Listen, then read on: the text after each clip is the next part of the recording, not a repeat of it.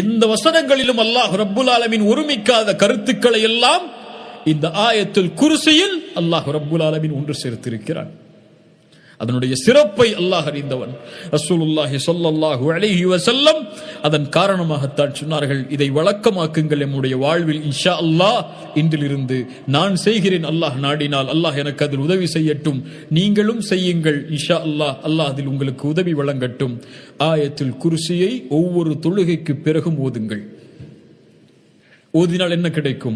ரசூலுல்லாஹி ஸல்லல்லாஹு அலைஹி வஸல்லம் சொன்னார்கள், மன் கரஅ ஆயத்தல் குர்சி துபுர குல்லி ஸலாத்தின் மக்தூபா. ஒவ்வொரு ஃபர்தான தொழுகைக்கு பிறகும் யார் ஆயத்துல் குர்சியை ஓதுகிறாரோ லம் யம்னஉஹு மின் துகூலில் ஜன்னதி இல்லல் மௌத். மரணம்தான் அவருக்கு தடை சொர்க்கம் நுழைவதற்கு. என்ன அர்த்தம்? அவர் அந்த நிலையில் மௌத்தாகி விட்டார், அவர் சொர்க்கம் புகுவார். அல்லாஹ் அந்த கூட்டத்தில் என்னை ஆக்கட்டும்.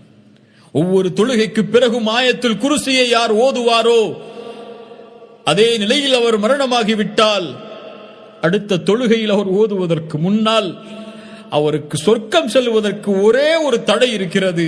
அவர் மௌத்தாயிட்டா சொர்க்கம் போயிடலாம். ஆயத்துல் குர்சி